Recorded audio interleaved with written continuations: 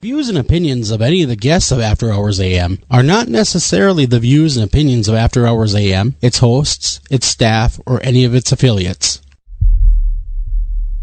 Welcome to the After Hours program.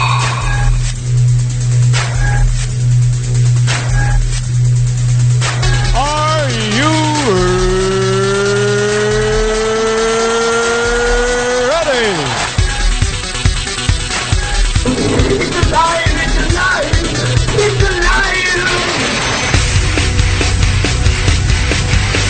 Now broadcasting live from the After Hours AM studio, Joel Sturgis and Eric Olson.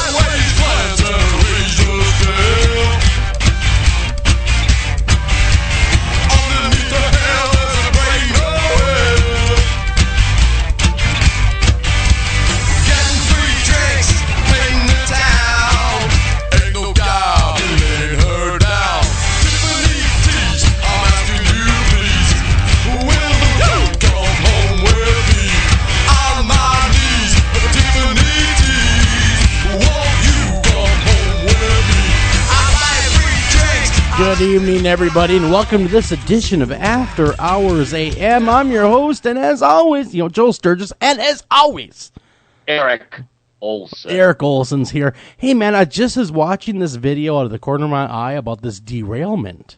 Amtrak. Yeah, again.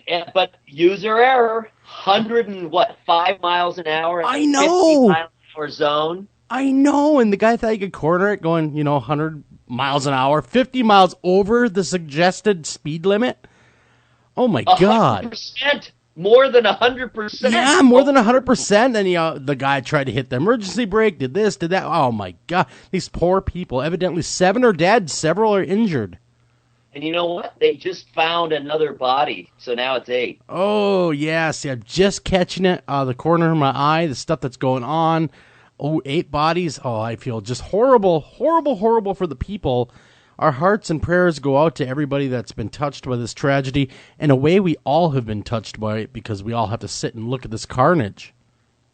It's awful. It's awful. And the one of the great advantages, supposedly, of riding on a train is it's safe and it's comfortable. Yeah, right? It's supposed to be relatively safe. It's relatively comfortable. Flying these days is a miserable nightmare, and squeezed into ever smaller seats and paying more and more just to bring some frickin' luggage on, and just all the problems that everyone knows about with flying. Driving can be cool, but it takes a lot of time and effort, and someone's got to drive. Yeah. And it's expensive still. Gas is still expensive. It's way down from the peak of a couple of years ago, but it's still much higher than historical norms. So, there's a downside to that. So if you want to relax and you want to sit there and read, or you want to do work, or you want to take a nap, you take the train. Well, 8 people wake up dead. There's just no excuse for user error, because this has been going on. This is not the first one. No. Remember, it's speed. It's always speed, and they are going way over the speed limit. Oh, it's and crazy. Finally, now with 8 more deaths and however many injuries, I didn't even see what the total injury count was, but a ton. And all those people's lives interrupted, and some of the injuries will be permanent. And, just everything to do with this nightmare is purely a function of user error.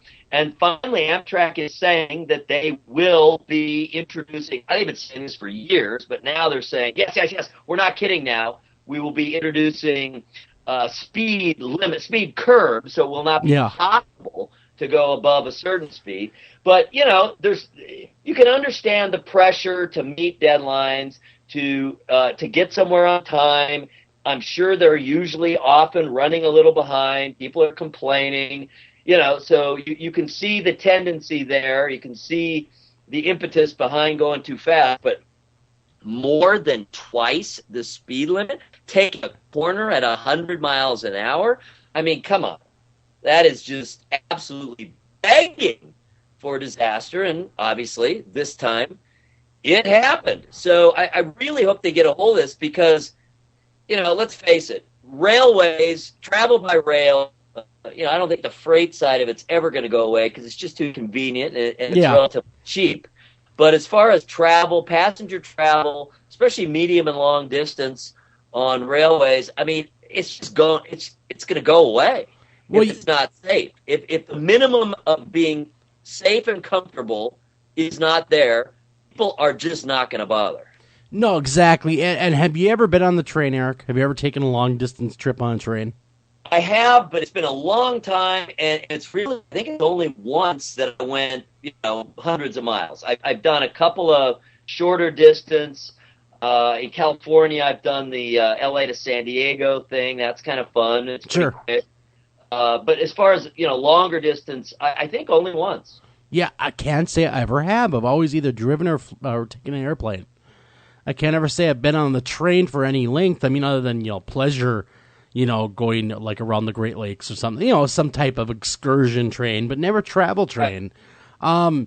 This whole thing as it unfolds, the thing of it is it's definitely operator negligence, because here's the deal: is there's GPS technology now that they could easily put inside these trains that would, in essence, be the co-pilot and know when there's an issue and take its own action to stop these derailments in the future. Why they haven't done that yet, like you said, I don't know.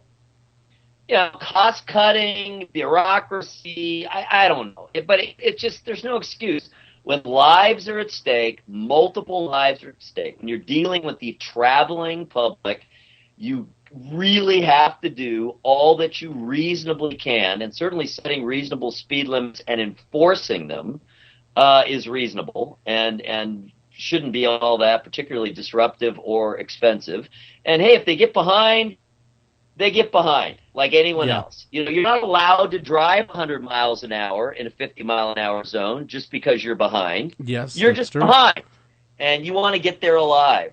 And, cars are so dangerous, too. This just came from a meeting. I just got here from a meeting at my church, believe it or not. I'm involved with their trying to bring their communications into the 21st century. Oh, boy. With the website and social media, just all that stuff. And actually, we've been working on it for about 6 months now, and things have improved a lot. Still lagging, but things really have improved. Anyway, just there, the minister comes in and he's all sad, and and now I'm talking about cars, transportation in general. Sure. 2 18-year-old kids killed 2 weeks before graduation. Oh, man. Just happened. It always does. It seems to happen every year. Just this time of year, I don't know what it is, but even when I was a kid, it was not uncommon to, hear about people dying just before graduation. It's always sad, though. Always sad. And there's two things that I was told as a kid that always kill: speed and stupidity.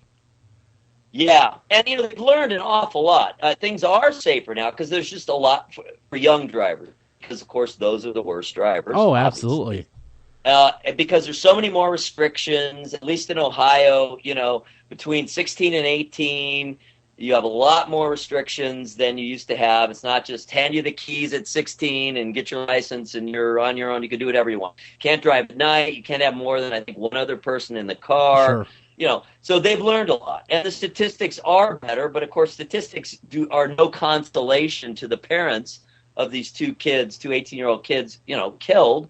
And that is still the number one killer, even in this day and age when things are supposedly a lot safer and cars are a lot safer. Yep. Of young people, of teenagers and young adults, it's cars. So I'll tell you, the appeal of the self-driving car is growing and growing and growing. And I think what's going to happen, back to the railways now, a lot of these people in the Eastern Seaboard and heavily urban areas where they do take the trains, that's where people take the trains. It's all up and down the East Coast because the cities aren't far apart. People are going between New York and Philadelphia and Washington, D.C. and Baltimore and up to Boston, just all up and down. And I think when we do get really reliable, and because I've heard they've had like 4 of these crash in testing. They've had 4 self-driven cars crash so far too, so they're not all the way there yet. But when they get them perfected, I think you're going to see a lot of people who currently do take the train because of the convenience, because you can do something else while you're riding. You can do work, you can read, you can rest. I think you're going to see a lot of people are going to get these self-driving cars instead of taking the train. So, man, they have a short window here to get it together. Well, I was going to say the self-driving car would take care of a lot of issues, like you said, and one of them, A, would be the young driver. It would be, like, at the very least, an assist. And B, I would have to say DUI would have to go down quite a bit. Because if you're not driving and you had a few to drink, you get in, you hit the button, and you leave. But nothing's foolproof. I mean, there's still going to be accidents. There's still going to be issues going on. But we can only hope that things get less as we move forward with technology. When you're dealing with mass volumes of people, we're talking, on Earth, there's 7.5 billion people. In the U.S., there's 350 million now, and the area we're talking about, that's super densely populated Eastern Seaboard, it's tens and tens of millions of people. And all you can do is keep working on improving your statistics. And it seems cold to treat people like statistics, but I mean, look at the insurance industry. I mean, you have to. You got to do the things that improve things for the largest number of people and keep reducing those deaths. They are down and they have improved, and cars are much, much, much safer than they were 40, 50, 30 years ago. Oh, yeah. So, no question about it. They're much safer. There's a lot of elements that safety elements that they keep introducing. People are much more inclined to wear their seatbelts these days. Just simple, basic stuff. Well, do you remember, Eric, when if you got in a head-on collision, that was pretty much 100% fatal most of the time? Sure. Oh, yeah, right. Now people get in these head-on collisions and they walk away. It's amazing, and I can only assume it will continue to improve. Looking at it extremely cynically and coldly, you know why? Because the insurance companies want it to keep improving. Yes, because and insurance companies get whatever they want. That's the truth of the matter right there. It's all about the Insurance Institute. I mean, look at modern life. Look at some of the responsibilities taken away from adults that used to be. You wouldn't have thought twice about it, but just the limits put on our lives in the service of safety. So I mean, it's always a trade-off between freedom, quote unquote, and improving social life in general. In this case, we're talking about safety, but I mean, it's the way it has to be. There's kind of no way around it. Well, I mean, look at the reason why did they raise the drinking age, for instance, from 18 to 21? Driving, of course. So drunk driving, deaths, and just the simple fact that the more they find out about young adults, and I'm talking about mid-teens all the way up to 30. They're saying now, especially for men, for males, your brain is not fully developed until you're 30 years old. I believe that. I know, because I was one of them. Oh, me too. I know. I can still a dumbass, but well, yes. I 9 times out of 10, I look at myself and go, God, I'm stupid. But I am getting better as I get older, because I do believe a wisdom comes with age. I think that's true. At least I hope that's true. Beat your head against the wall enough times, eventually you go, I think I'm not going to beat my head against the wall Exactly. anymore. Let's not do that anymore. Yeah, exactly. But, hopefully that everything gets safer as we move ahead. Hopefully the people that lost loved ones in this horrible, horrible Amtrak accident, they find closure and know that their loved ones are in better hands. No, I know it's no consolation at all, but hopefully they just know that their loved ones are in a better place. Man, I just don't know what to say. There's just nothing you can say. There really isn't. All the words are lacking. Anything I could come up with is lacking. Yeah, I mean, in a lot of ways, it's kind of the worst sort of accident because the passengers have no control. No. They have no say in the matter. Nothing they could have said or done would have made the tiniest bit of difference. Their lives are literally in the hands of that, conductor and the guy driving the train. And the fact is, so it wasn't their fault. You can. It doesn't make it any easier, but there's a little bit of, it makes some difference for some reason. I don't know. If at least the reason that something happened was caused by the person it happened to. Mm-hmm. Doesn't make it any better for the family. You don't miss them any less. But at least all right, well, the reason that happened was, the person who suffered did something dumb or thoughtless, or they were just really unlucky. But in this case, I mean, they had no input. They had no control. It was completely out of their hands. And the accident itself was 100% egregious user error. Mm-hmm. You don't go double the speed limit around a bend and try to take a corner at double the speed limit. I don't care what vehicle you're driving, and I don't care what the speed limit is. I mean, it's there for a reason. Exactly. If it's there, if it's 50 miles an hour, that it has been tested, because, I mean, my goodness, they've done that. And they're saying the maximum speed that you can take this corner at is 50 miles an hour. Well, I'll tell you, I would believe it. I would believe it, too. They've obviously tested it, and they've run simulations, I hope to God simulations, not actually put trains out there and see what happens. But they've probably done their due diligence and done all the simulations and said, okay, this curve, 50 miles an hour, and that's it. If you want to go slower, that's even better. But 50 miles an hour is the max. And when you have hundreds and hundreds of people's lives in your hand, it's no different from being a pilot of an airliner. I mean, it's an enormous responsibility. Oh, and huge. They should be, the people driving these trains should have all of the same testing and responsibility and have to pass everything, I think, that an airline pilot does. Mm-hmm.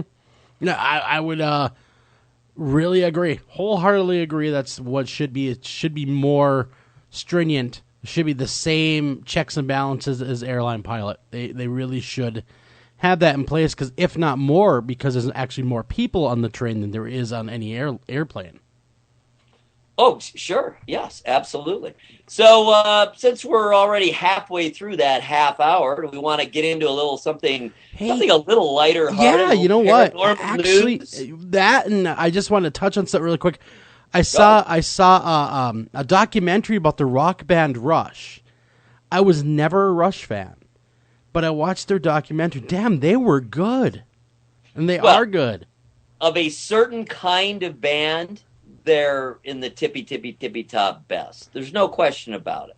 The question is, is that a kind of music that you're interested in? It's kind of it's at the intersection of prog rock and metal. Yes, exactly. They really don't have a place. They come together, and there's a lot of very interesting. I'm kind of like we were talking the other day about the Grateful Dead. I'm in the middle. I'm not a Deadhead. I'm not a Rush head, but neither am I anti. And I certainly understand, the musical appeal and musical value of Rush. And, probably their real sweet spot is not exactly my musical sweet spot. I'm more song oriented. They're more long form oriented, though certainly not only. They got plenty of just songs, and their songs tend to be what I like best. And if you go back far enough, I loved that very, very first album, which is when they were still kind of a pretty much just a hard rock, / metal band. I thought they were amazing. Geddy Lee's voice, it's something that may get on your nerves. Yeah, it's acquired taste. You know what I mean? Maybe after a while you go, yep, that's enough of that voice. The only song I can actually tell you I know is Tom Sawyer. Yeah, that's probably their biggest hit. Their early hits, that very, very, very first album, when they even had a different drummer. They didn't even have Neil Peart yet, so you didn't have that whole element of it. And, he's their main lyricist, and he certainly is the one who did all the sci-fi stuff and all the more rock opera kind of stuff, besides being this, legendary drummer. But, Working Man was a huge hit on their very first album. Yeah. Well, that the drummer is very much a recluse, too. He's not a out front kind of guy. Neil Peart or the original guy? No, Neil Peart. The original guy left because he had diabetes. Oh, is that why? Yeah, according I think he was on only the first 2 albums, I think. According to the documentary, he had he had juvenile diabetes, and basically being on the road and living that lifestyle was not good for his health. And so they made a decision to drop him, respectfully drop him. He wasn't kicked out or anything. They dropped him, and they got Neil Peart in. But I'll tell you what, he's very much a recluse, this Neil Peart. He doesn't talk to anybody. He doesn't really grant a lot of interviews. He in fact, he hates it when he's recognized, which I found was weird. Well, there are people like that. It's kind of a wanting your cake and eating it too kind of situation, because obviously if you choose to be in the field of popular entertainment, or even if you view it as the arts, and I see it as both, Sure. Popular music is both popular entertainment and it's certainly art as well, as far as I'm concerned. But if you're in those fields, I mean, you gotta realize that if you're successful, and my God, why do it if you don't want to be successful? Exactly. Reach the largest number of people that you can, then look, people are going to recognize you, and people are going to look up to you, and people are going to emulate you and see you as a role model. And sure, I get it. Life, that kind of life can be very, very intrusive. It can make it very difficult to live a quote-unquote normal life. But look, there's an awful lot of people, even in the absolute belly of the beast, Hollywood, major stars, people who live in Hollywood, who live that lifestyle, they're able to keep a relatively normal, personal life. Have to put effort into it, but they're able to do it. So I'm sure a Canadian drummer, even a very famous Canadian drummer, can probably avoid a whole lot of interaction with people, but I don't think he should be resentful about it. It happens. Yeah, well, yeah, you would think that. I was surprised he was the way he was, to be honest with you. I wasn't really expecting a world-class drummer like this to not want to embrace his public, so to speak. You would think that he'd be a little more out there, but hey, I'm not living that life, so I don't know. I don't know. I know they broke up for like 5 years and they came back together, but anyhow, that's a good flick. Get a chance to watch it. Go watch the Rush documentary. It's on the old Netflix. Give it a watch. You might have a different opinion of the band when you're done, or you might still be going, no, they still suck.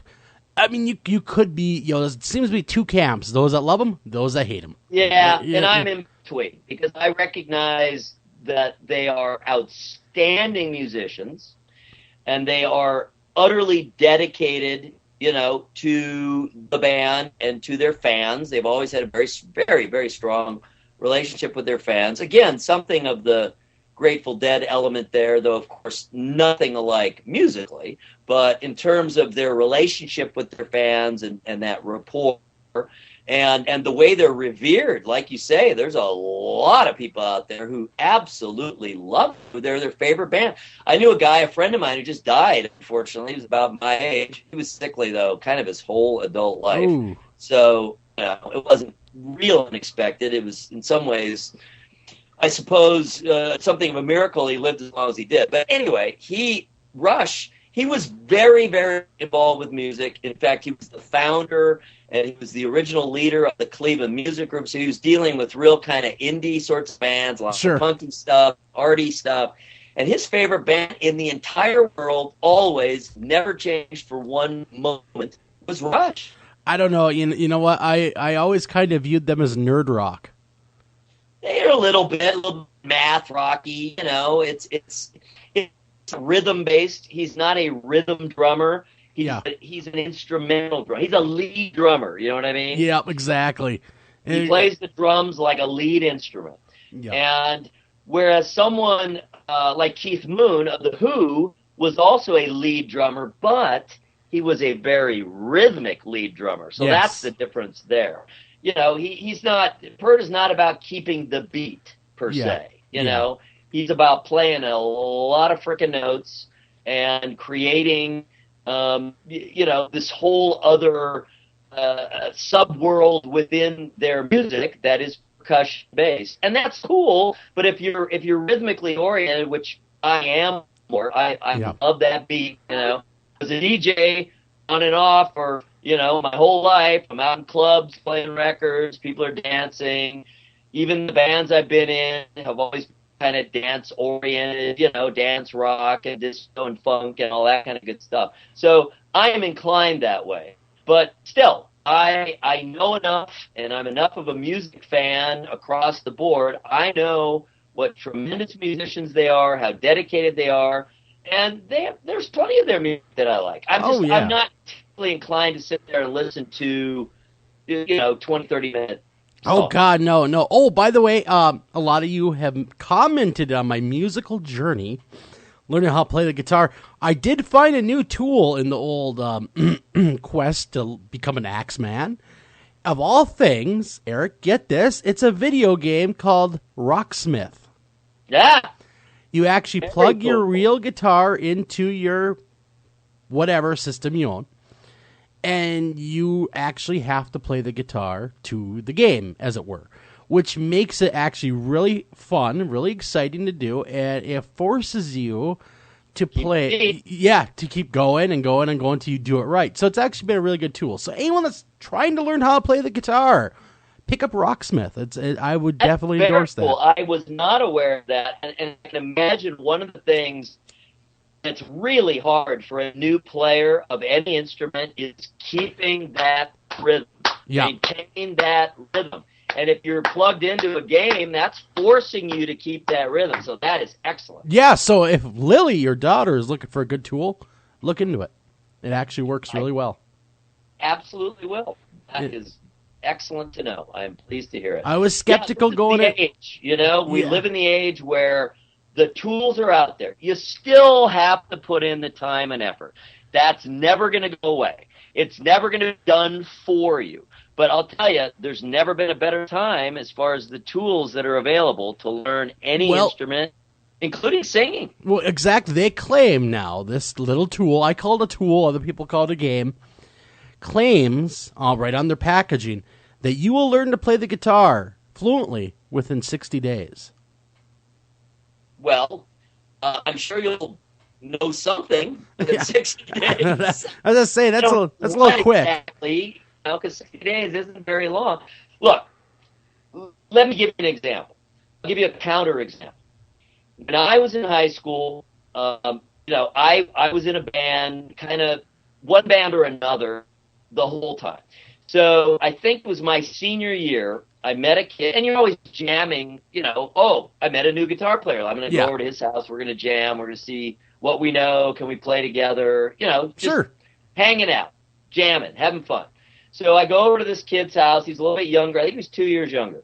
And he had, and I did not have high expectations because he wasn't pretending anything. He'd been playing for a year, right? And a year probably isn't all that long. Certainly for the typical person picking up an instrument, a year isn't too long. No. You're probably not too far along. Well, what I didn't know, and what he didn't tell me till after we were sitting there jamming, and I'm like, my God, this kid is freaking Jimi Hendrix. He played 3 hours a day for a year. Damn! Every day, 3 hours for a year. Wow. I'll tell you, you do that, you'll be good. Oh, yeah. Then you can maybe hit that 60-day mark. But Absolutely. You play 3 hours a day every day, you will get far pretty quickly. Exactly. Because you're not only putting in the time, but you're not allowing any gaps, so you're not forgetting anything. Because you're going every day, every day, every day. Yep. Even if you have one day, if you had 1 day a week off even, you would not get nearly as far. Because you just would have that one day where your brain took a break and you go backwards a little bit, you know? Yep. Exactly. That's how it works, especially as you get older. Sure. But a last thing I'll say about that part of it, or about this in general, but that part of it, you know, I didn't play much at all for about 25, actually closer to 30 years. I didn't come back to it until about 5 years ago. And I didn't really come back to it to more like 3 years ago. I was just still kind of fooling around for 2 or 3 years before I really said, all right, if I'm gonna get back into it, I'm gonna get back into it. But you know what I found coming back to it? Much more musical person. I have a much greater sense of what it means to be musical and to not just play everything as fast as you possibly can or as loud as you possibly can. And nuance counts. And melodicism counts. And I just have a much better sense of the whole history of music, the whole totality, that big, huge circle that envelops all of music history. I've been alive that much longer. So I'll bet you in many ways you're better off now than you would have been 20 years ago. Yes, your eye-hand coordination, your dexterity may have been a little better 20 years ago. I think mine was, 30, 35 years ago, a little bit anyway.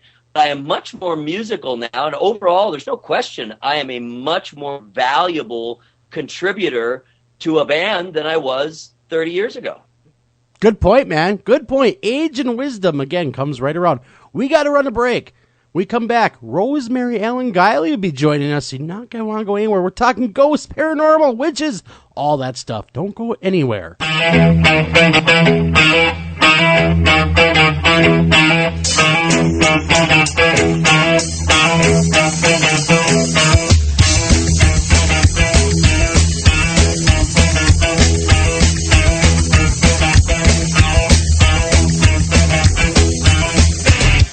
It's Thursday night, and you're grabbing drinks with some friends. Started off with a pitcher for the table, which quickly becomes two. There's pool.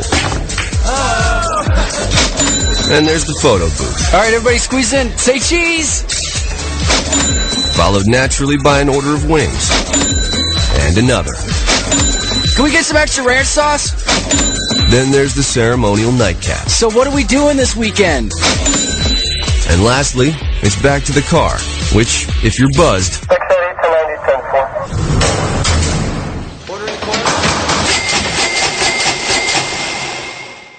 could be the most expensive night of your life. Getting pulled over for buzzed driving could cost you around $10,000 in fines, legal fees, and increased insurance rates. Nothing kills a buzz like getting pulled over for buzzed driving, because buzzed driving is drunk driving. Brought to you by the National Highway Traffic Safety Administration and the Ad Council. Hello, this is Joel Sturgis, one of your hosts of After Hours AM, and I'm here to tell you all about Planet Paranormal. Planet Paranormal is the place that you can hear every single After Hours AM podcast right from the very, very beginning. So tune in over at www.planetparanormal.com. That's right, planetparanormal.com. You'll be extremely glad you did. Hi, Tom Bodette. If pop culture is to be believed, roughly 40% of all people are actually vampires, or dating one. Well, undead or not, you can always save on a clean, comfortable room at Motel 6, even if you sleep during the day because direct sunlight turns you into a pile of sparkly coffee grounds. Speaking of which, we have free coffee every morning. You day sleepers may want to go for the decaf. I'm Tom Bodette, and we'll leave the light on for you. Book online at motel6.com. America's Most Haunted, The Secrets of Famous Paranormal Places is now an epic book from Berkeley Penguin. History, legends, investigations, interviews, and profiles of America's 10 most haunted hotspots by Eric Olson and haunted housewife Teresa Argy. Be sure to join us on Twitter and Facebook at AM Haunted, Pinterest at America's Most Haunted, and our website, America's-Most-Haunted.com. gmail.com. And here every week on America's Most Haunted Radio with all the top names in the paranormal field.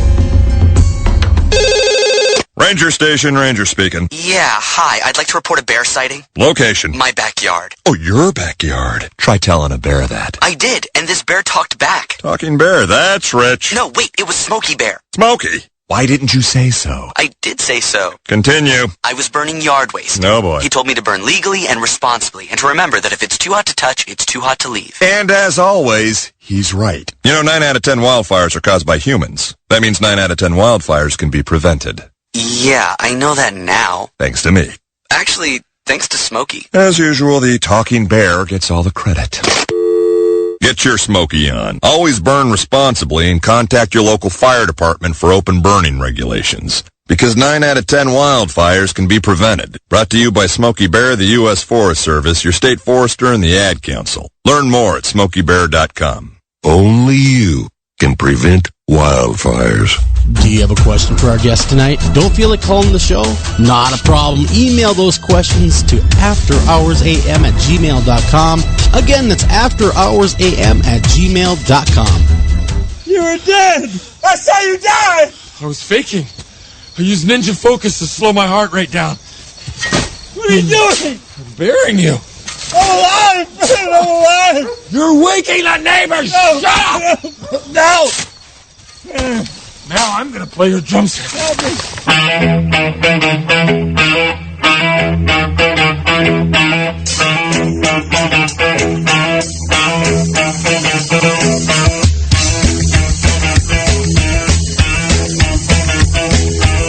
And welcome back to After Hours AM, everybody. I'm your host, Joel Sturgis, and with me, as always, Eric Olson. Eric Olson is here with me, and tonight, Eric, who do we have on tap?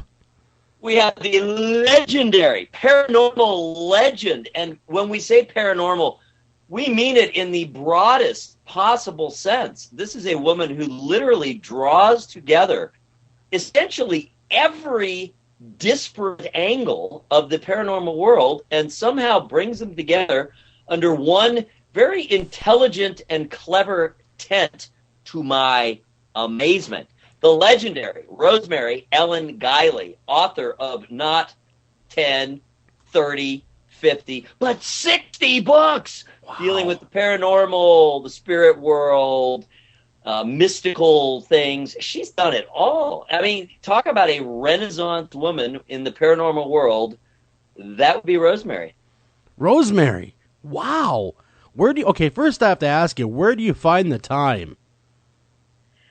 Well, I don't have a good answer to that, Joel. I've been writing my entire life. In fact, I think I came out of the womb writing. I mean, that's, it's so much a part of me. But I did train as a journalist when I was in college, and that was very good training for doing research and being able to write things very quickly. I have always been pretty much a first draft writer. What you see in the books that are printed, that's the way it comes into my head and out on the keyboard with very little editing. Not bragging or saying, things are perfect, but I can pull together information very quickly. And then on top of that, I'm so fascinated by all of the things that I research that I just gobble them up. And I have more books on my to-do list than I can write at any given time. Now that I'm out on the road quite a bit, it's hard to keep up my real prolific schedule, but I still manage to get at least a couple out every year. Wow, to be a first draft writer like that is a real talent. You don't hear that a lot. It's a gift, I'm telling you. I am exactly 180 degrees opposite. I am a slow, laborious writer, and I rewrite, and I go over, and I do it over and over and over, and I edit, and edit, and edit, and edit, and edit, and edit, and edit. And eventually I'm happy with it, and I'm proud of it, and I'm certainly proud of for example, America's Most Haunted book. Everyone go buy it right now, thank you. But, it took a year and a half to do one book. Wow. Well, some of my books have taken several years, but they've usually been the big ones like encyclopedias. But, I know what you mean, that it takes an a lot of time to do a really good book. There's a lot of research, and sometimes it's the research that sucks up all the time, and the writing is, it falls into place a little more easily. Some of my books come together very quickly, and some of them I really spend years on. Mm-hmm. So I have so many things in the pipeline at any given time that something is coming to closure and fruition at any given time, as well as the ongoing research and the new research. And let's just face it, you're not writing about, knitting here. These are deep, deep subjects. Yes, I've been following these all my life. I've been fascinated by these topics: paranormal, mystical, spiritual, UFOs, and everything in between since I was a kid. And I've also been a voracious reader all of my life, too. So my professional life was kind of a natural outgrowth of this, although originally I intended to be a novelist. I was intent on doing paranormal or fantasy fiction. And in fact, I did write some novels and short stories, which were all published under pseudonyms. And it was an editor who, back in the early 1980s, who got me into nonfiction. And of course, I could do nonfiction, having been a journalist and an editor. So I thought I was going to take a short break and write a few nonfiction books on the paranormal and then go back to fiction. And I never went back. There was such a demand in publishing for books on these topics that as soon as I was done with one, I was asked, well, what are we going to do next? Sure. And when do you think you can deliver it? So for many years, I just literally went from one book to another, and I worked for multiple publishers because no one publishing house could keep up with me. I was too prolific. Well, that's a good problem to have, though, right? Absolutely. I do feel very, very blessed. And now I'm an independent publisher, and I publish most of my work myself. And I really like being an independent, and I am taking on work. I'm co-authoring more things with other writers, and at some point I will expand to publish works written by other people. But right now I'm focusing on my own work, and it's wonderful to be able to control the product from start to finish. And I have a team of professionals that I work with for the design and the cover and the printing. So that's a whole new challenge in the last few years to become an author publisher. And there are many people like me doing it. The whole field has really changed. Oh, it seems like everyone's writing a book. But very few can write with the skill that you bring to the table. Another writer that I like to read is Brad Steiger. And so you and him pretty much have the corner on the paranormal book writing, as far as longevity and just volume out there. Brad is also very prolific.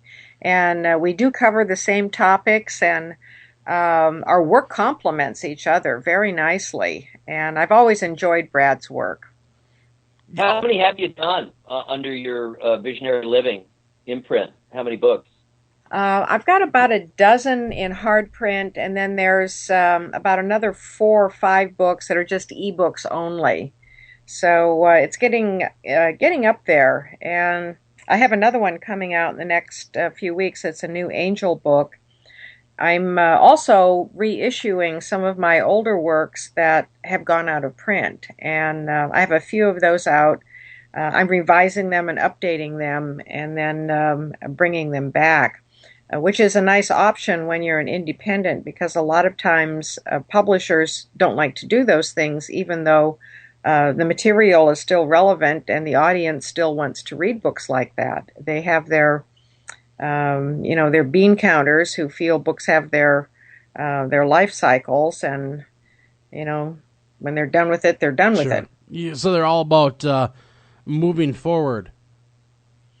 Well, publishing is now very much dependent upon turnstile customers. The chains really set that in motion a couple of decades ago, maybe a little longer than that, where in order to keep customers coming into the store, unlike the independent booksellers who relied on loyal audiences who wanted to browse and get advice and have a bookstore kind of cater to their interests. The chains are all about turnover. Sure. And to do that, then it shortens the lifespan of a lot of books, with the exception of books that are just really huge bestsellers. Well, exactly. You walk into any Barnes and Noble and you can just feel the turnstile, how fast, just by what their product is. I mean, every time you walk in, it's a new book because it seems like it's constantly turning over. And unfortunately, it makes it tough for a lot of authors to establish an audience and a track record. The field has changed so much since I got into the business as a full-time author. I started in 1983 full-time, and prior to that, when I was working in various jobs as a writer and editor, I freelanced on the side and I wrote books on the side. And it was a much different market and industry, and oh, sure. The internet has driven a lot of sales, and that's another thing too that makes it possible for so many people to get books out, is because ebooks have become popular. Yeah, it allows for self-publishing too with the new ebook format. More readily. It does, but like you were mentioning, Joel, it's there are a lot of books out there that probably shouldn't be written, just because people can. Yes. And so there's a real glut of ebooks on the market now. And fortunately, having built up an audience for many years, it's a very good way for me to distribute books. But if I was brand new, just starting out, well, it would be a daunting field. Well, I was going to say the publisher must love the ebook aspect, because really, it's just one copy they have to worry about. They don't have to send anything to print. It's instant. It's just copied all the time and downloaded. Well, this is one thing that drove a lot of authors away from publishers, is that the ebook market took off, and it's still growing, and it outpaces most hardcover sales. And it's just pure gravy for the publisher. Sure. They pay someone to upload a book once. They don't have to print, ship, warehouse. And in the typical greed of any industry that has had a stranglehold on distribution, they have wanted the lion's share of that money, which is not fair to authors. And Sorry? I was agreeing with you. Oh, yeah. And so many authors have just said, well, I think I can do this myself. Yeah. And thank you. I'll keep all the profits. Oh, sure. I mean, that'd be the only sensible thing. I mean, as an author, I'm not one, but as an author, that would be the way I'd approach it too. I'd look at the thing as a whole and go, whoa, hold on here. If I can self-publish and keep 100% of the revenue, why would I want to go through you where you take 70% of the revenue and I get only like 20%? And it's even more and more lopsided now than when I started in the early 1980s. But here's one of the main reasons why I like this market now, and my ability to be an independent in it, is information moves so fast these days, and largely thanks to the internet and global media. And so researching all of these topics, I'm able now to get the latest information out far, far faster than a publisher, which plans 2 to 3 years in advance for most titles. And sometimes if they're in a hurry, they might get it out in a year. That's after you've written it.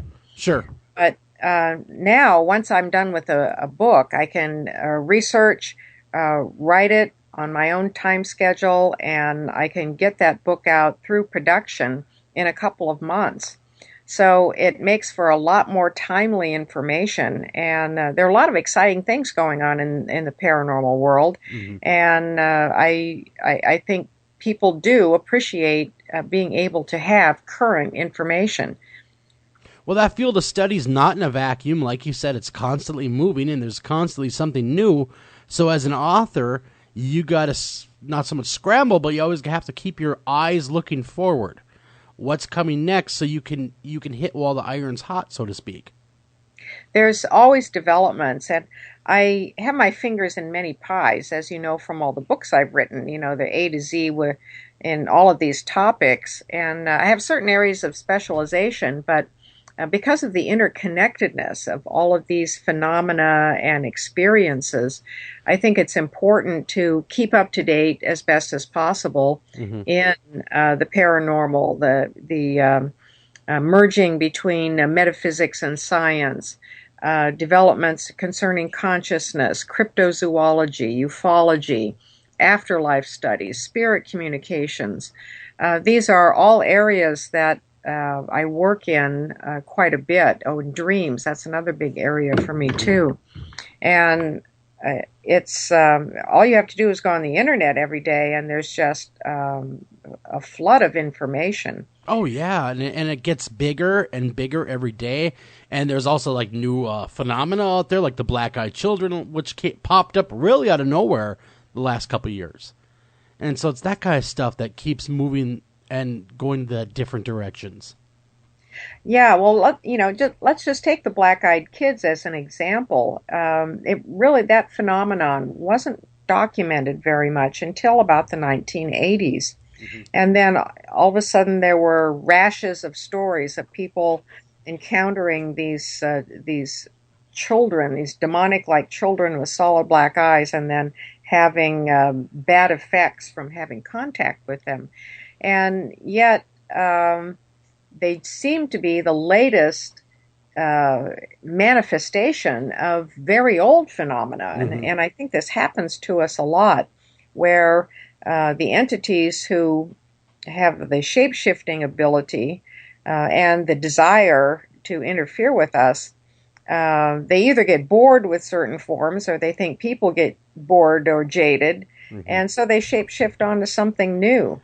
And so researchers really have to look at a large context, a historical context of things, to be able to put the latest into perspective. And I've been encountering more cases of black-eyed kids and black-eyed adults myself, and they tie into the jinn, the shadow people. There are even ET contact and UFO angles to this phenomenon as well. Wow, I see. I did not know about the ET end of it. Because I haven't followed it real close. I've gotten a few emails or people describe their situation. My biggest question is this, though. Staying on this topic of the black-eyed kids, this is the age of the smartphone and cameras. You would think that someone somewhere would have video of an encounter. I mean, just out of curiosity. Well, frankly, a lot of these other dimensional things are not all that easy to capture on camera. And I've looked at, over the years, thousands and thousands of anomalous photos and video clips, and I've certainly seen many that defy natural explanation. But it's very unusual to see and photograph something at the same time. You either perceive it or you don't perceive it, and somehow your camera captures it. And you can take thousands and thousands of photographs in intensely active areas and never get a single unusual photograph. Sure. And then other times, you snap a few photographs and there's something very unusual in it. I also think that a lot of these very crafty beings who are pestering and interfering with people, they have the ability not to show up. They don't want to be seen. They are really hidden.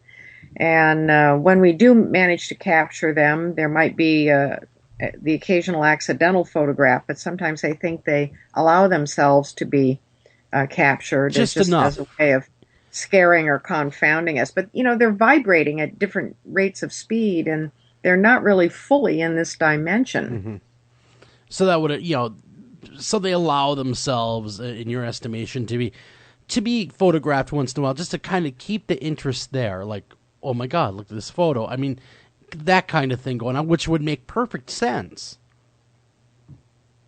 It makes a lot of sense to me, and I don't think that accounts for all photographs, of course, but considering how elusive some of these phenomena and entities are, we either don't have the right technology to get them in a reliable way, or they have ways of making themselves invisible to our equipment.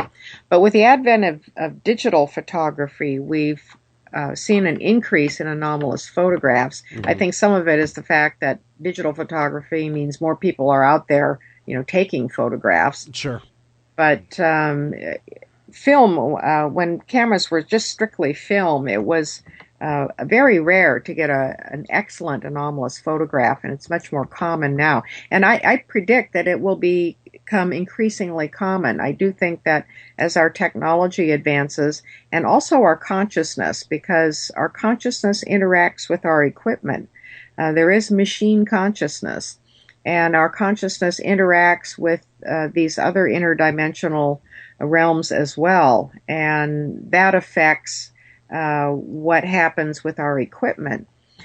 So I predict that in the future we'll get an increase in evidence and better evidence. I sure hope so. Hopefully one day we will have that, the Rosetta Stone of evidence that unlocks everything for us, so we all can go, okay, now we really see how things work. That's really what, it's the holy grail for all of us in this business, looking for that rock hard evidence that's irrefutable.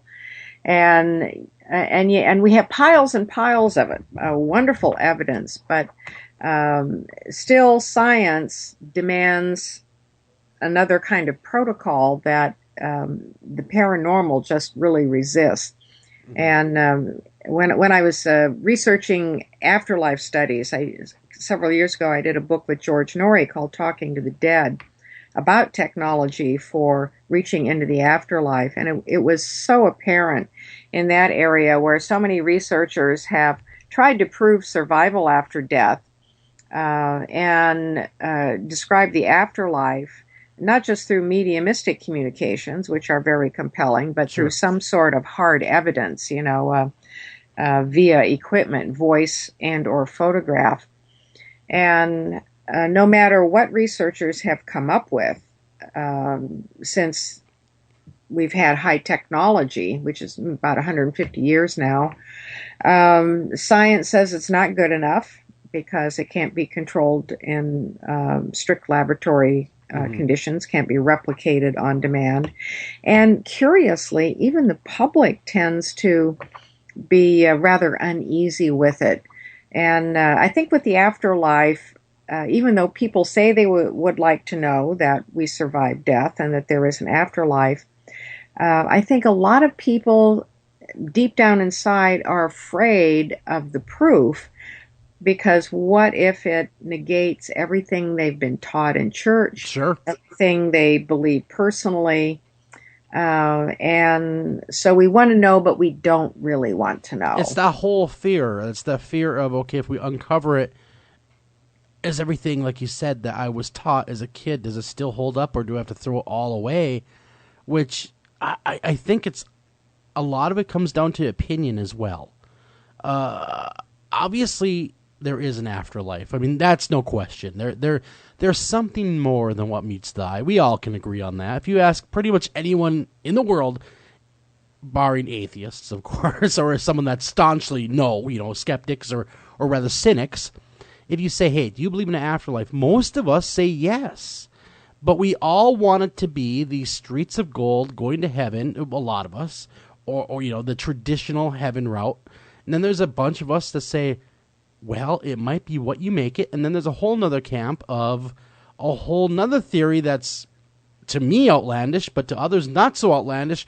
Where does that all fall in your estimation, Rosemary? Where does the dust really settle on this? Well, interestingly, what the dead have to say about the afterlife really doesn't uphold a lot of stuff that we're taught in church, and I'm saying any church. And that's something that kind of gets swept under the rug a lot. I've been working on a meta-analysis of communications from the other side, going back to the days of spiritualism. And when there were concerted efforts to contact the dead in order to prove the afterlife. And you do find some communications that uphold certain religious tenets, but by and large, they all say that the afterlife is much different than what we're taught in church. There's no eternal heaven or hell. There's no final judgment by an authoritative being. There are life assessments, and that the afterlife is very fluid. And it's like all of our spiritual traditions and religions see pieces of the afterlife, but not the whole picture. So I think we're all kind of fundamentally on the same page. But when it comes to religion, people can get very rigid. Oh, yes, absolutely. And anything that challenges religion is a potential bomb. Kaboom, yeah. Religion is that slippery slope. It's the ultimate slippery slope in a lot of ways. Well, that's why religion tends to be so dogmatic, because once you allow it to be chipped away at the edges, it's very easy for the whole to fall apart. Sure, that makes total sense. Perfect sense. But Rosemary, we got to run to break. But when we come back, guys, more Rosemary Ellen Guiley, and we will be asking about the ever-dreaded Ouija board. Don't worry, that question will be coming up with all the popularity lately with that darn thing. Be right back right after this.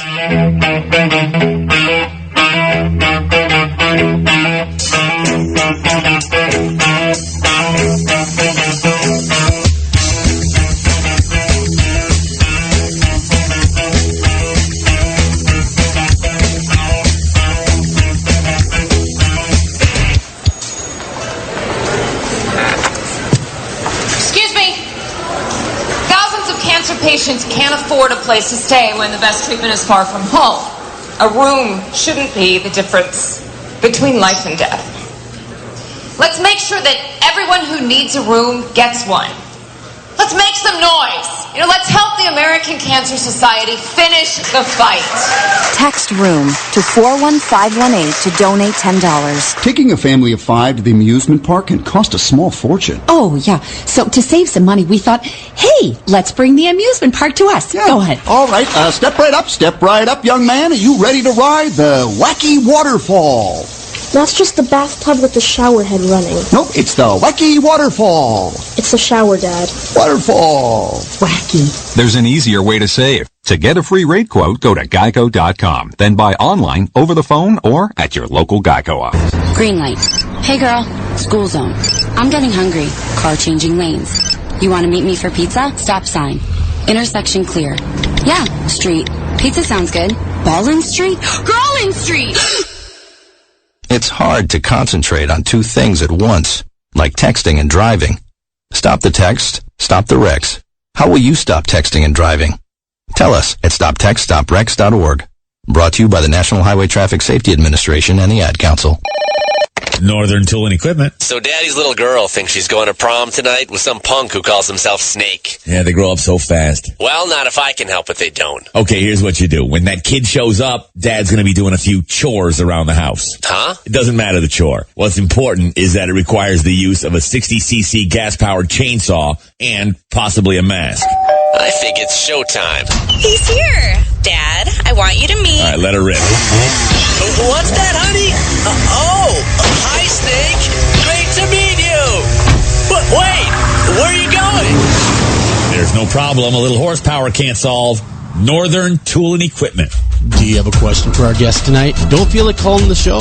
Not a problem. Email those questions to afterhoursam@gmail.com. Again, that's afterhoursam@gmail.com. What's happening, hot stuff?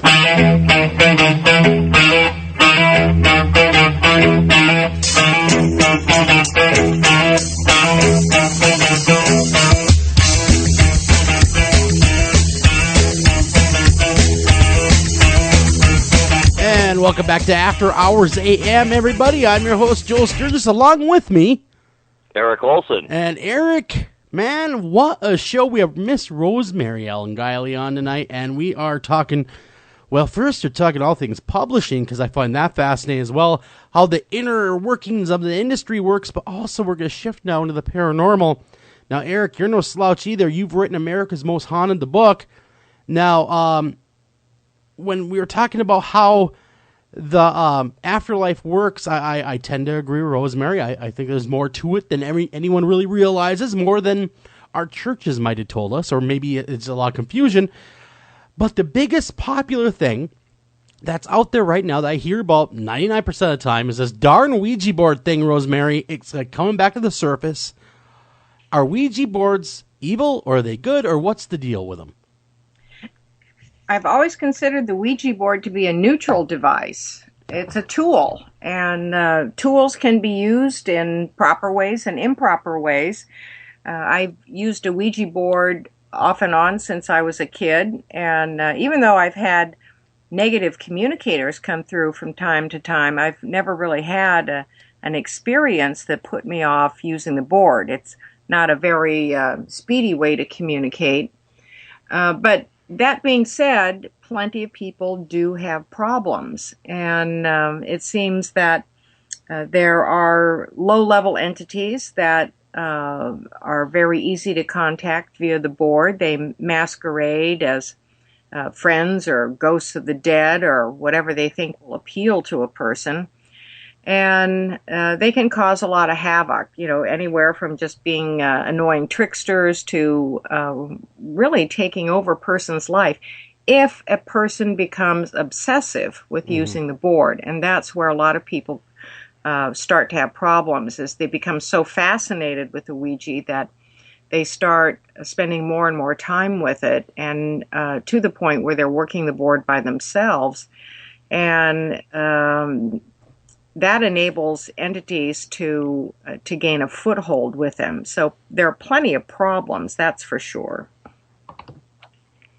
I agree with you that it's a tool, and you have to know that any tool has, while you manipulate a tool like any other tool, the tool also manipulates you. And I think people do need to be aware of that and not just blithely write up, it's just a toy. I bought it in the toy section. How bad can it be? Well, because it is a means of communication. It is a tool. It's a real tool, and you can use it in a way that is not toy-like. And so people do need to realize that anytime there's a communication, attempted communication, anytime you open up the portal, so to speak, that you need to be aware of that certainly negative things can come through, and having done so then may be difficult to get rid of. What I wanted to bring up that kind of ties into this, though certainly any other thoughts on the Ouija board I'd be happy to hear, but I just was absolutely enraptured with your presentation at the Kent Paranormal Weekend, and you were focused on kind of the negative side of hauntings, negative side of the paranormal, and you focused in on jinn. And a lot of people just may not know kind of anything at all about what they are. They may think it's purely an Islamic type thing, that it's a religious thing, or Card they think game. it's, a genie from Aladdin. So if you would care to get into that topic, I just found that amazing. And it became the jinn became sort of a center point for this entire alternative world that you wove with amazing ability and skill. A good chunk of my work for the past few years has focused on what I call persistent negative hauntings. And these are situations where people seem to be plagued by malevolent entities, and they have a very difficult time expelling them from their environment or their personal space, or both. And the long and short of it is, a little over 10 years ago, I started researching shadow people because I was getting a lot of reports of these bedroom invaders, dark silhouettes showing up in people's bedrooms and throwing off all this malevolent energy. And in the course of my research, Shadow people led me to jinn, these entities that I was already familiar with, and the pool broadened out from there substantially. But jinn are not very well known in the West. They're known just about everywhere in the world, either by that name or by other names. And yet in the West, about the only awareness we have of them is in pop culture and entertainment, the genie in the bottle. Mm-hmm. But they are far more than that. They're very powerful entities. They exist in another dimension that is tied to the Earth, so they share the Earth with us. And they preceded us on the planet. They're shapeshifters. They're supernaturally more powerful than we are. And many of them don't like us for a variety of reasons, one of which is that we took over the planet and they got pushed out. Interesting. You know, I'm reading really quick. I do know a little bit about the jinn, but they are one of the few entities that also have free will. They do, and they're like us, the good, the bad, and the ugly. You know, you can't categorize them as all having a single mind and purpose. Mm-hmm. There are nice ones, good ones, bad ones, evil ones, and they have families, societies, they have their own world, and they do have free will. And in fact, they can adopt any religion they want. They probably have their own religion, but if they want to associate with human beings, well, it's well known in jinn lore that they can adopt any human religion as their own too. Some of them will attach to people in order to become their companions. It's not really, it's usually not a beneficial relationship. It winds up being rather manipulative at some point. But the jinn can cause a lot of damage, and they can haunt a place, create poltergeist disturbances, mental oppression. Some of them will sexually attack people in what we would call an incubus or succubus fashion. They are these shadow people. That's one of the forms they take, where they come and terrify people. And I believe it's to get life force energy off the human beings. Many entities will find ways to draw off life force energy. It benefits them. It gives them energy to manifest and stay longer in our reality. And so if you completely surprise and terrorize someone, and when most people are extremely terrified when they see these things in their bedroom, the automatic reaction is this adrenaline burst. You know, it's fight or flight. Sure. And sleep paralysis might be part of it. People will be paralyzed in bed and then just brimming with adrenaline for wanting to escape. Mm-hmm. And this provides a lot of energy that I think these entities use. They're also wrapped up in the ET abduction scenario. They participate in that. I think they account for many mysterious creatures because of the way they shapeshift. And so the bottom line is, I think they've been involved with all kinds of human supernatural experiences throughout the ages, including ancient aliens, gods, and demigods. So do you think a lot of these are mistaken for demons? In our culture, yes. Although it may be hard to draw a line between what is a demon or a jinn. From the perspective of jinn, demons are a manifestation of jinn. Okay. It's just another one of their shape-shifted forms, and it's the wicked ones causing a problem. But in our culture, in Christianity, we have this concept of what I term the satanic demon, that these are all lieutenants of the archfiend, a concept which really didn't develop until centuries on into Christianity, and that their sole purpose is to, push people into evil acts that get their souls condemned to hell. And on the jinn side of things, the motives are much broader. Some of them just want to mess around with us. Mm-hmm. Some of them want to use us and manipulate us. Some of them are like that, demonic in nature, where it is sort of a perversion of the soul goal that they're after. they tend to have a more what's in it for me sort of attitude rather than all being part of a monolithic plan to send people to hell. Interesting. Is there a way to guard against them, or is it just one of those things? The influences of the spirit world are far more extensive than most people realize. However, I don't think we should take the attitude that they're responsible for everything that goes bad in life, like the devil made me do it sort of thing. But many people have thin boundaries, and they also go through very troubled periods in their lives where they are more vulnerable from a spirit perspective. And so they might attract an opportunistic entity that is able to affect them at least for a while they are in a rather unstable condition. So I think all of us encounter some sort of spirit engagement during the course of life. And it may be beneficial, having a relationship with angels, for example, invites a beneficial spirit influence into your life for the purpose of advancing and getting good guidance and things like that. But what protects most people is your aura. This is the envelope of energy that's around you. And things like having a spiritual center, a focus, a spiritual life, whatever it is, any religion, any spiritual path, as long as it connects you to something great, transcendent, something greater than yourself.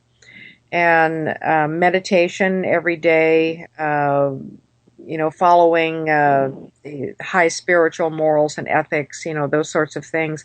Those are natural protections that make it very difficult, if not impossible, for negative entities to interfere.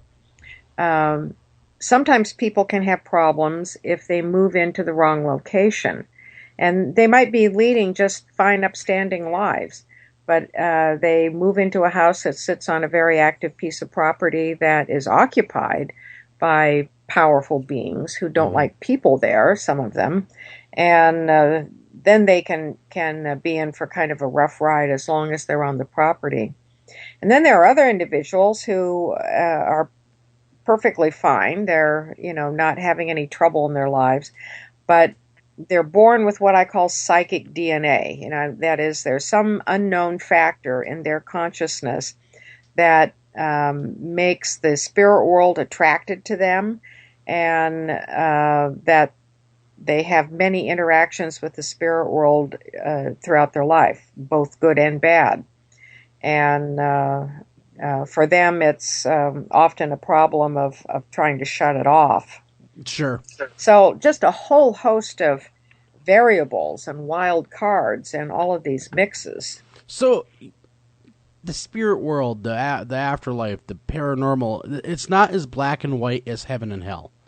It seems to be a very arena full of color and different shades of gray and shades of light. I mean, just nothing is that cut and dry. It really isn't, and I've often said that the paranormal is not a pie chart. There aren't these neat little slices that you can lift out and say, this is something concrete.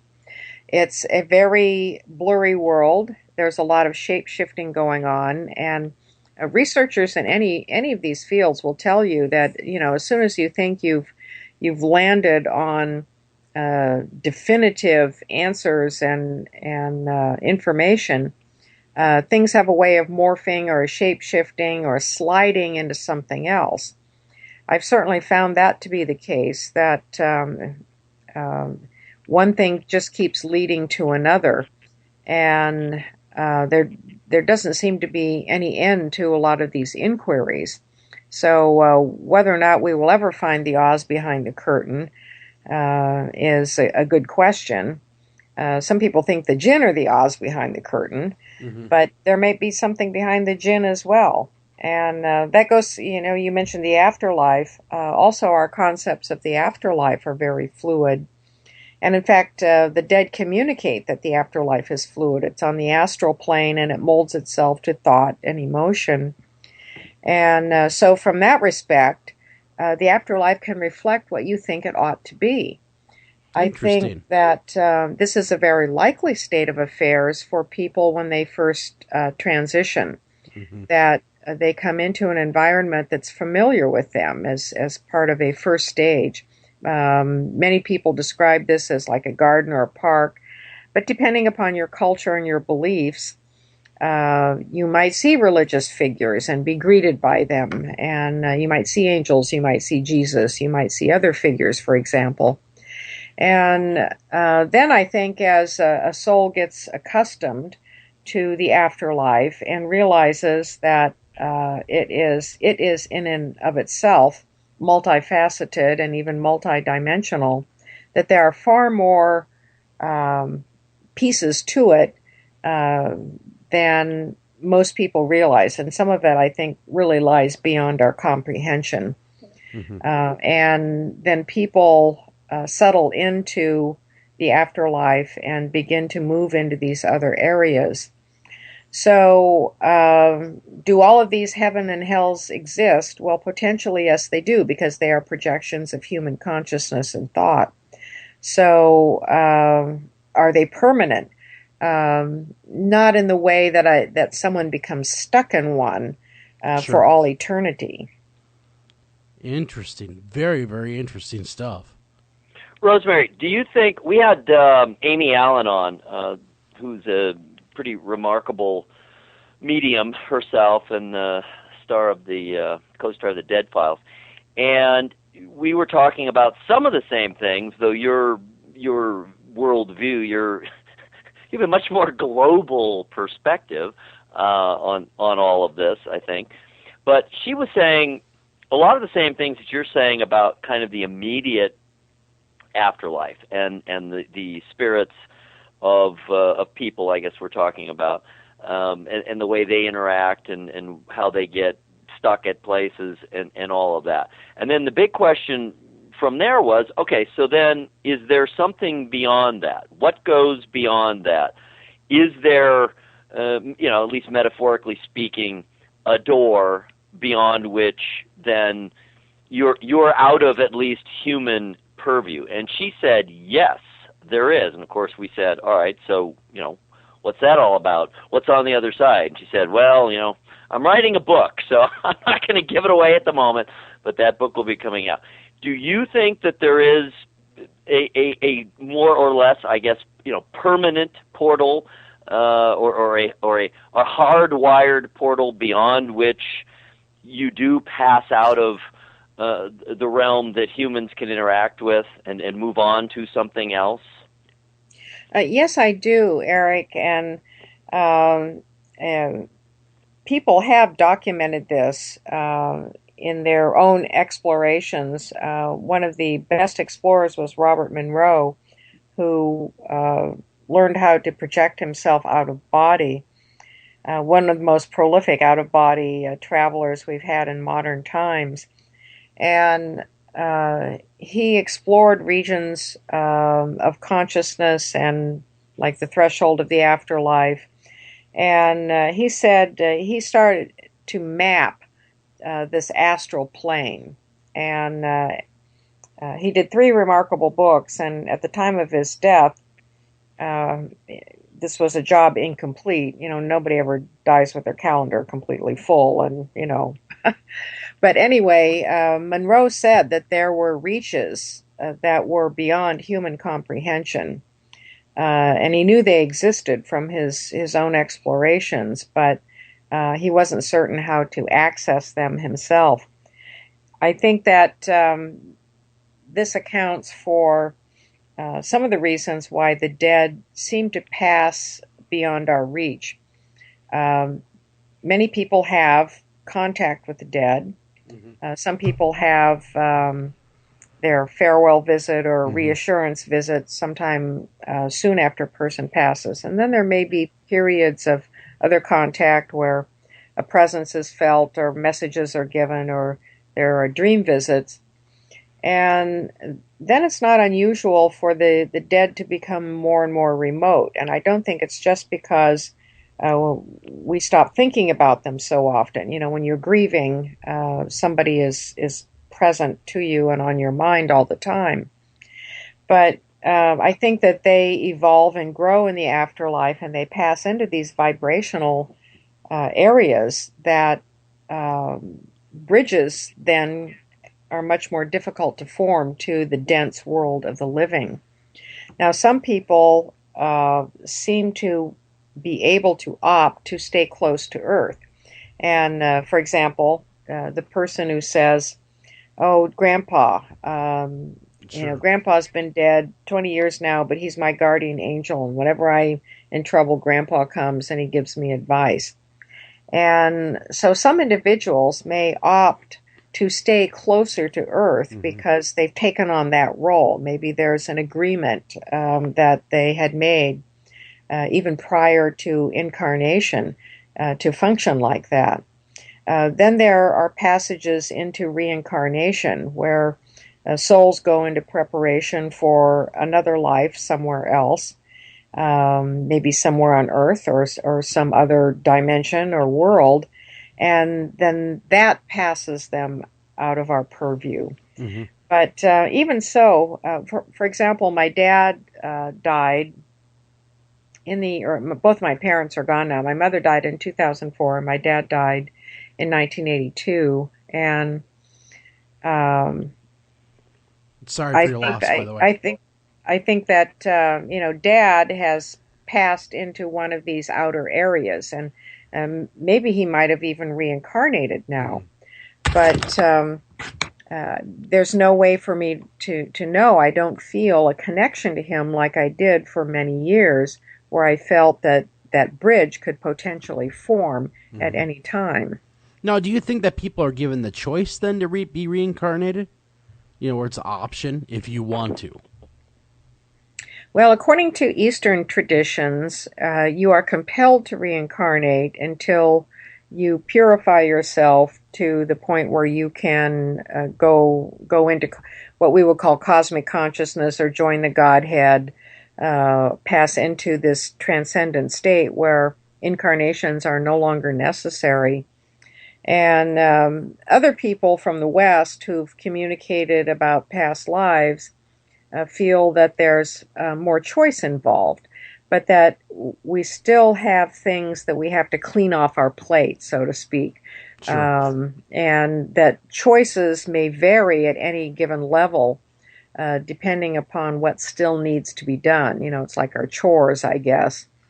So how long that takes probably depends on how a person chooses to lead their incarnation. And there are many people on this planet who feel that they're not from here. And I don't think everybody on Earth is from here. It makes absolutely no sense that if you have eternity, that you would spend all of your incarnations on one planet in one life form. It would be important for the soul, in order to grow, to have different incarnations from different perspectives.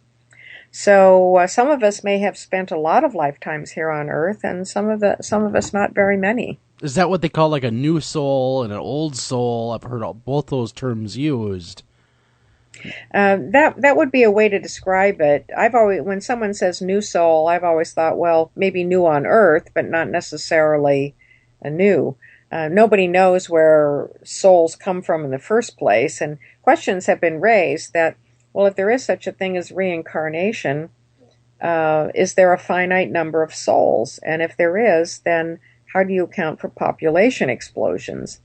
And I don't think there is a finite number of souls, but nobody has an answer in terms of where a soul is born or where they come from.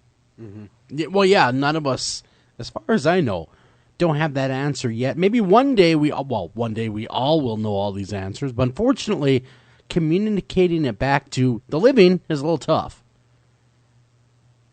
At some point, it probably doesn't matter whether or not that information can be communicated back, because I think as consciousness changes, you become more absorbed in other states of being and other affairs. And you probably also realize that everybody gets there eventually anyway. Yeah.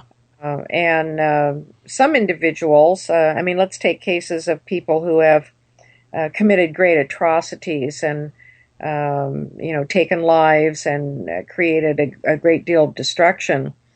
I think that there are lower realms in the afterlife where these people are limited to, and not necessarily imprisoned, but they're limited to dark and dense areas until they figure a way out. Yeah. And I think everybody has the potential for redemption.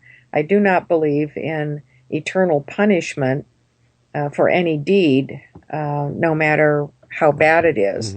You might spend a very long time in very unhappy areas, or having to compensate in some way for the things you've done, and perhaps through some sort of compensatory suffering in an incarnation. But we all have the potential to keep growing and purifying ourselves and striving toward the unconditional light and love that hold everything together. Gotcha. Very, very interesting. We have to run a break, everyone. When we come back, more Rosemary Ellen Guiley. This is really, really interesting stuff, Rosemary. Thank you again for coming on the show. But we'll be right back with more Rosemary.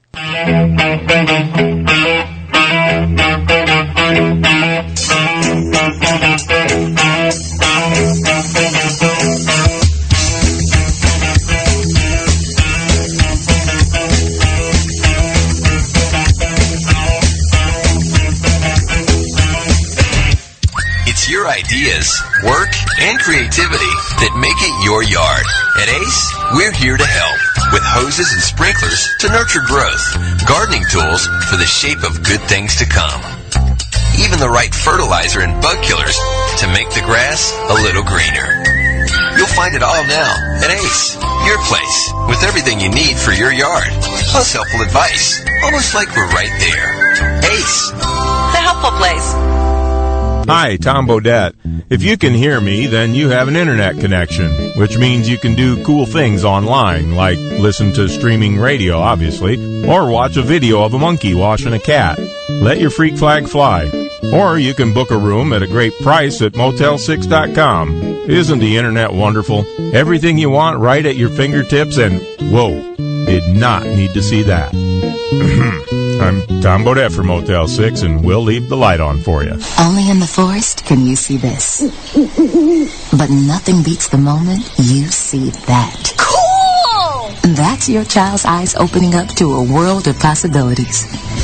There are some moments only the forest can inspire. Find yours at discovertheforest.org. Learn about forests near you and discover cool things to do when you go. And you might just see this. Visit discovertheforest.org. Brought to you by the U.S. Forest Service and the Do you have a question for our guest tonight? Don't feel like calling the show? Not a problem. Email those questions to afterhoursam@gmail.com. Again, that's afterhoursam@gmail.com. The views and opinions of any of the guests of After Hours AM are not necessarily the views and opinions of After Hours AM, its hosts, its staff, or any of its affiliates.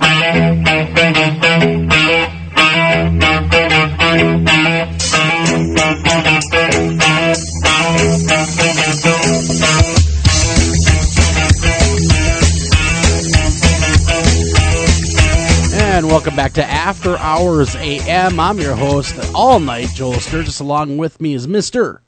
Eric Olson. And we're talking tonight with the awesome Rosemary Ellen Guiley. And I got to tell you, she's blowing my socks right off because she has an insight like very few do on how the paranormal works and how things work. And I have to say again, thank you again for coming on the show, Rosemary. Oh, it's my pleasure. I'm really enjoying our discussion. One question that keeps coming up, and maybe you're the one to answer this because no one else can, and it's a bit of a touchy one. Is there sex in the afterlife? Well, it depends on who you talk to. And the modern answer is, why, yes, of course. Why wouldn't there be sex in the afterlife? Because I would think the lack of bodies. Well, that's not necessarily an impediment. Now, the communications that have been delivered via mediums and things like ghost boxes and dream visits and things like that indicate that people can create a form for them out of thought. The astral matter is very malleable, and so they can have a form that is capable of having some sort of energy interchange. And they've described it as not exactly like physical sex, such as we know it in this reality, but it is very pleasurable and even more intense in ways that we can't even imagine. Now, if you go back in time to some of the real strict theologians in the Christian church, the answer is no.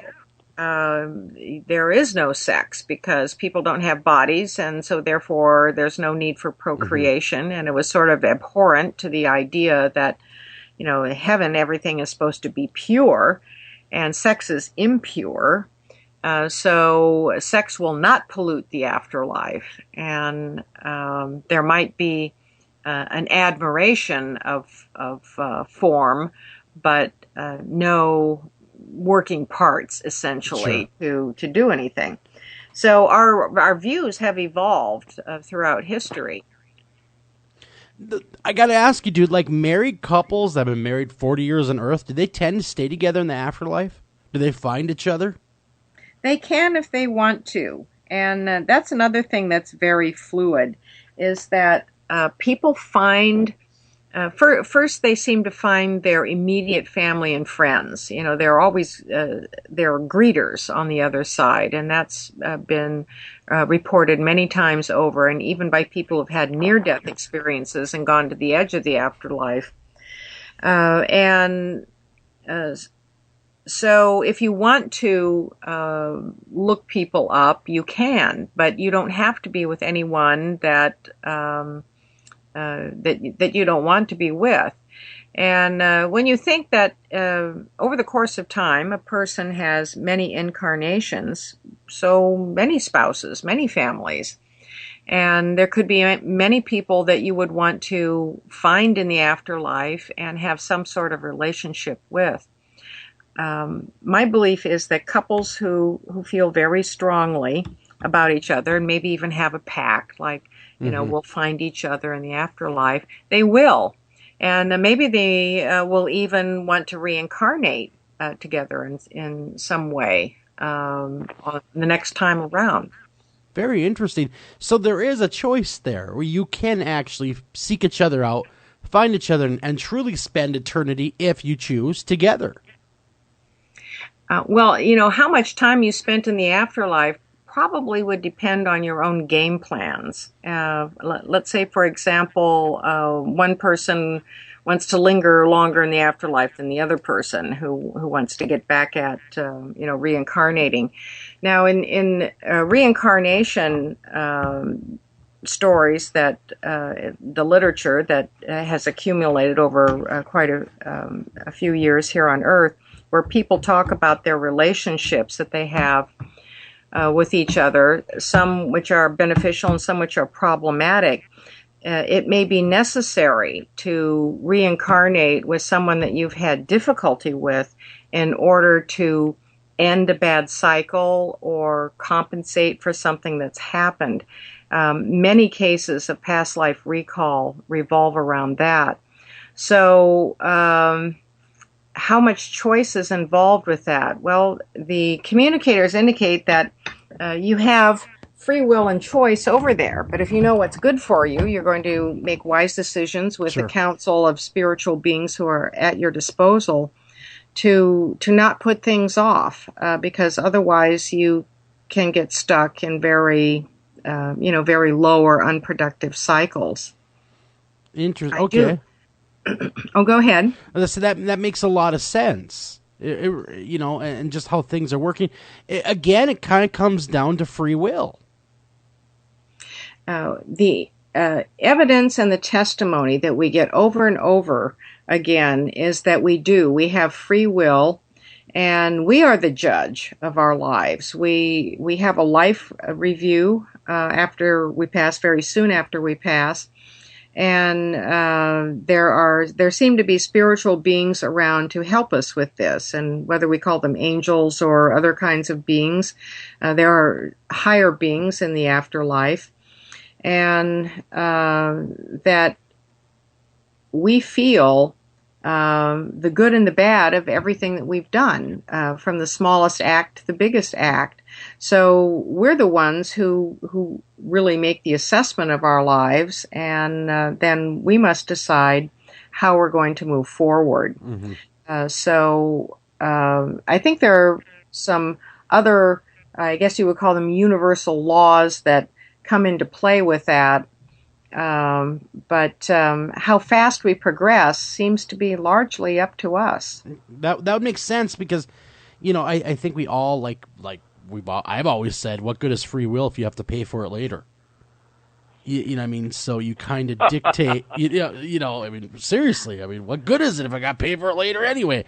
But darn that karma. Karma, I tell you. But no, it makes more sense that you are your own keeper, that you are your own judge, that you hold yourself accountable. Because no matter where you go, there you are. I heard that somewhere before. That's very true. That's very true. But then look what we have coming at us from religion. Just from the standpoint of Christianity, the conservative fundamental messages are God is watching you, taking note, and God is going to judge you after you pass off this earth, and you will pay if you're not good. Mm-hmm. And so you have to follow us and our teachings and do as we say so that you've got the best chance with God later. Yeah, you have to be good to get the good stuff later. You have to be the good boys and girls. Otherwise, you will go to hell and you will be poked by a pitchfork for all eternity in the butt. But this idea that we're brought up into court and that there's a being who passes sentence on us for eternity is just mind-boggling to me. And yet many people do accept that. That's an article of faith for many people. I have a hard time accepting that kind of thought, because wait a second, who are you to judge me? Number one, that whole thinking too. Why would we have to, again, free will? If we have to pay for it, it's not free. So if I have to go in front of a judge, basically explain my life, it's no longer free will. That's just my thinking. But I think that once we pass on, we kind of see maybe the big picture of what everything really is. Right now we might have just a small little flashlight, and we see just little glimpses of what's to come. But once we're actually over there, at least I hope, all of the questions are answered and all the thoughts are all filled in. We will know. We will be at one. I think that we become more aware of a big picture. And there have been some interesting books out in the last decade or so from mediums who've done a lot of afterlife mediumship. And people talk about how they're adapting in the afterlife. Now, just because we die doesn't make us, instant gurus and enlightened beings. And some people have a difficult time with adapting to these circumstances of realizing that their thoughts are going to manifest a reality around them, that their thoughts are transparent. So wait a second. Anything I think, Rosemary, I don't mean to interrupt you, but that's just sure. Anything that I think, for instance, will manifest itself. So if I think about $1 million, not that I can spend it, will appear in front of me, kind of thing. Well, technically, the way people describe the afterlife, yes, and that manifestation is instant.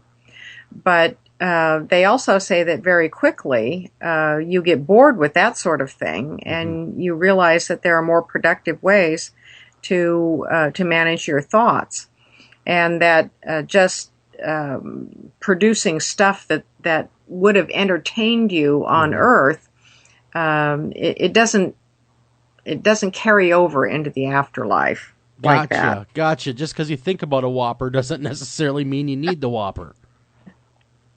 Exactly. And so people have, varying degrees of awareness that they take into the afterlife with them. And they're not going to become, everyone is not going to become instantly cosmically aware. For some, it may be a much longer learning curve. And I think there are a lot of challenges in the afterlife. There has to be. There has to be some type of learning experience and challenges. I mean, gosh, it's going to take me forever, judging by how long it's taking me to learn how to play guitar. 3 days I'm into it, by the way, right now. So, really. But I'm going to be one of those slow learners in the back of the class going, what? I missed what? I got a couple things to toss in here. Back to the spiritual sexual endeavors. I find that amazing. What came to mind as you were describing it is I'm actually picturing two movies that actually are about or involve sexual relationships between aliens and humans. And Galaxy Quest, it happens, and it happens vividly in Cocoon. And in a way, those seem to have, a certain amount of reality to them, because they're both showing a more intense kind of interaction, energy exchange, than is even possible or thought to be possible here on Earth. And neither, directly involves the kinds of things that happen between human bodies. It really is more of an energy exchange. So I think maybe, kind of ironically, I'm not sure they were intentionally going for that, but those depictions actually, probably have a fair amount of reality to them. The other thing that occurred to me is this whole idea of free will versus judgment. And if we end up judging ourselves and being our own assessors as far as what do we do next, how do we move along, how do we move up the chain, in a sense, it really doesn't matter who is doing that judgment. In other words, we're not going to be any easier on ourselves than a God would be, or another judge, because once you get to that level, you're putting aside the self-delusions and the self-pity and whatnot.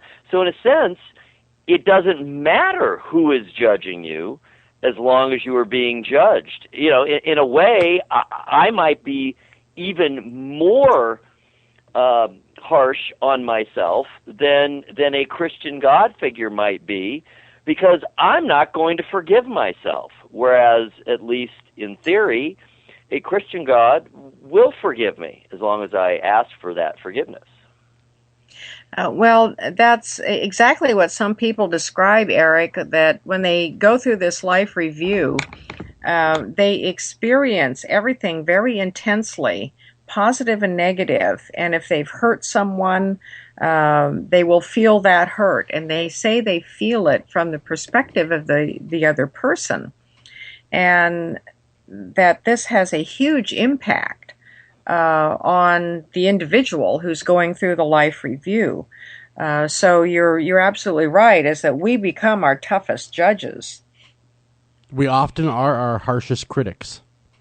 I had one other question, and then I know Joel hasn't had the pleasure of interacting with you to the extent that I have, or just nothing else, seeing your presentation, and I learned so much from that, and I've certainly been reading up on you after that as well, and reading your writings. But I was wondering. Excuse me. Here, put that aside, Joel. Let's return to you here. Oh, not a problem. Hey, I'm Something back. just came up, but go ahead. No, I got another question. I know I'm full of questions tonight, Rosemary. But is there any concept of time on the other side? Like, I'm talking like Timex time. Like, do we all have watches, or we're just not aware of time? time seems to be very malleable on the other side, if essentially non-existent, because it really is a construct of our linear, a reality which operates in a linear fashion. And people say that they can go visit their past lives, and their past lives are happening right now, which is a very odd and unsettling thing for some of them to deal with. They can sort of look in on pieces of themselves having lives and incarnational experiences, but it's no longer past. It's part of the ever-present now. Wow. That would be mind-blowing. So is time real? Is time as we experience it real, or is the real underlying reality all at once? The underlying reality that you find in metaphysical traditions all over the world is that there is an ever-present now, and everything happens at once. Linear time is real for us because it's how we function in this reality. But beyond that, it broadens out into everything that ever was, is, and will be is happening now. Mm-hmm. Now, has it been explained that this planet Earth, this existence that we're currently in, is it one of the harshest existence to be in? I mean, is this truly almost like hell, as some people would say? Well, some people have described it as a prison or a school, and the testimony from many people is on the other side is that yes, Earth is very harsh, but it's a desirable place to come because it's kind of like fast forward, compensatory experience. That life might be tough here. And nobody really has smooth sailing for an entire lifetime, but it has the potential to advance people karmically and spiritually much faster than some other places that might be a little easier. That being said, there are those who say, well, a lifetime on an easier world is a break. And sometimes you deserve a break where it's like a vacation, you're just going to have an easier time of it. So the Earth is seen as a tough place, but a desirable place to incarnate. It's the school of hard knocks. It certainly is. And when you look around the planet at any time in history, the bulk of humanity suffers. And has a hard time putting food on the table, get caught up in conflict. Mm-hmm. You have to deal with illness and misfortune, it's amazing that we choose to come here and go through these experiences in order to advance ourselves. I think that says something about toughness. Mm-hmm. So only the strong truly do survive here. I mean, it's not a metaphor, but really is that way. I think that you really have to you have to be formidable, I think, to take Earth on.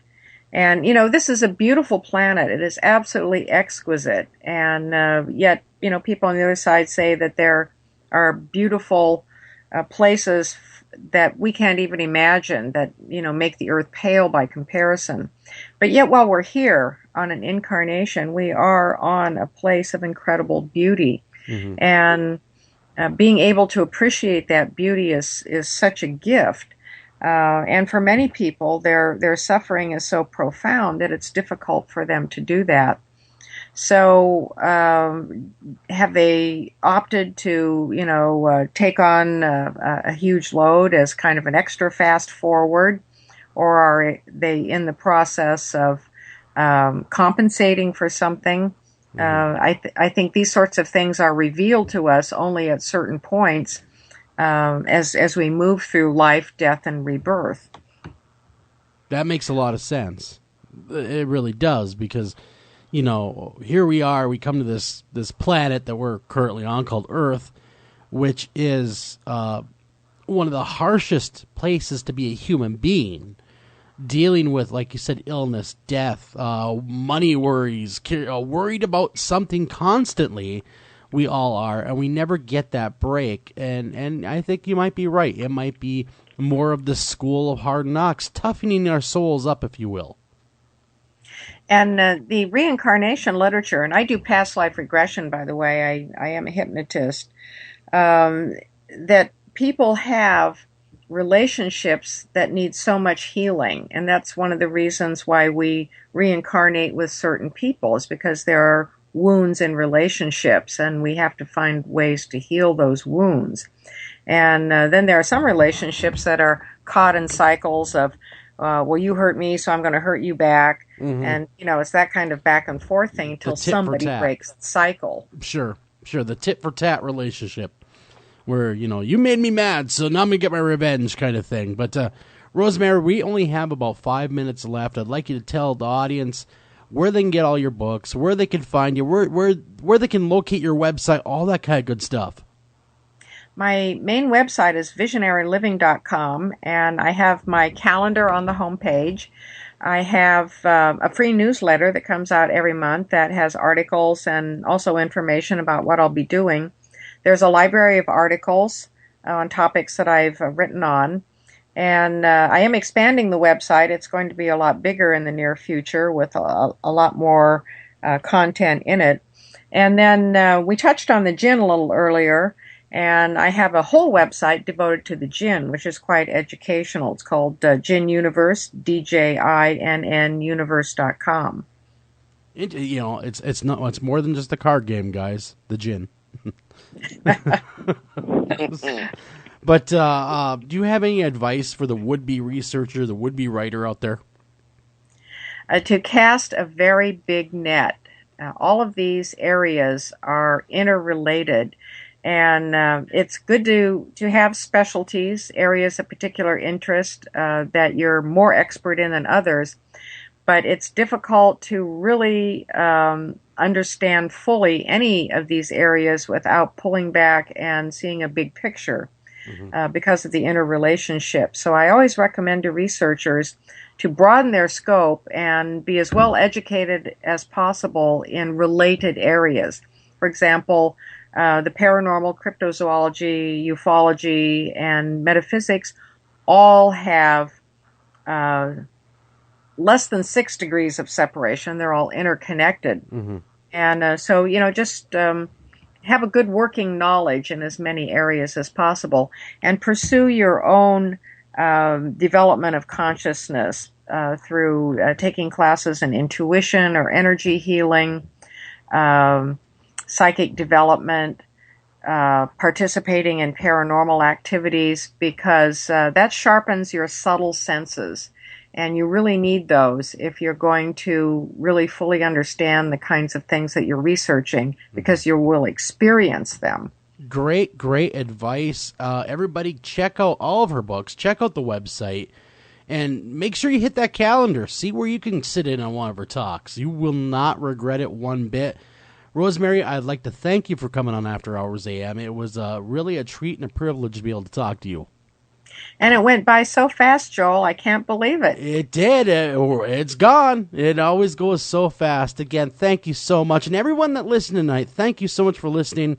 Thank you for supporting us in this crazy show. We love each and every one of you. Take care of each other, love each other, and keep reading and more importantly, keep researching. Till next time, guys, take care. Thank you for listening to this edition of After Hours AM. And please remember to like us on Facebook and also follow us over on Twitter.